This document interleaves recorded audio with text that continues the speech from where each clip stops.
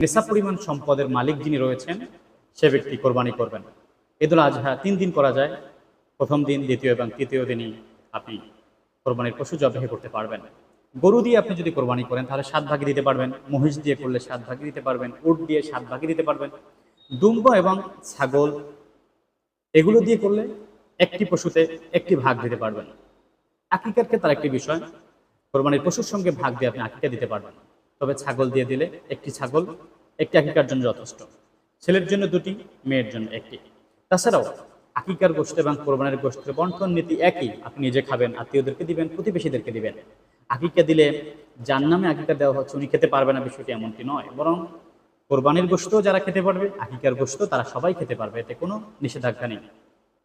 গোশতকে আমরা ফ্রিজে রাখতে পারবো কিনা? হ্যাঁ, আপনার এক নিকট আত্মীয় অথবা দূরের আত্মীয় একটু দূরে আছেন, আপনি তার জন্য গোশত ফ্রিজে বক্ষণ করতে পারবেন, সংরক্ষণ করতে পারবেন, এতে আপত্তি নেই।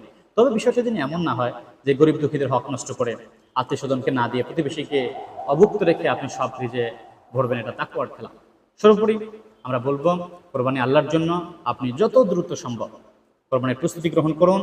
কোনো ল্যাংড়া লুলা, লেজ কাটা, কান কাটা, চোখে কম দেখে, শরীর দুর্বল এমন পশু কোরবানি করা যাবে না। সবল, সতেজ, দেখতে রুচি সম্পন্ন এমন পশু আপনারা কোরবানি করবেন এবং বেনামাজিদের সঙ্গে কোরবানি থেকে বেঁচে থাকবেন। যাদের আয়ের ব্যাপারটা স্বচ্ছ নয় তাদের থেকে বেঁচে থাকার চেষ্টা করবেন। যদি এমন লোক পাওয়া না যায়, স্বচ্ছ হালাল উপার্জন করে নির্ভরযোগ্য লোক পাওয়া না গেলে, বকরি দিয়ে আপনি একা একটা বকরি দিয়ে করেন, 2টো বকরি দিয়ে করেন, আপনি একাই অনেকগুলো পশু কোরবানি করতে পারবেন। এতে আপনার জন্য অবশ্যই অনেক বেশি সওয়াব হবে।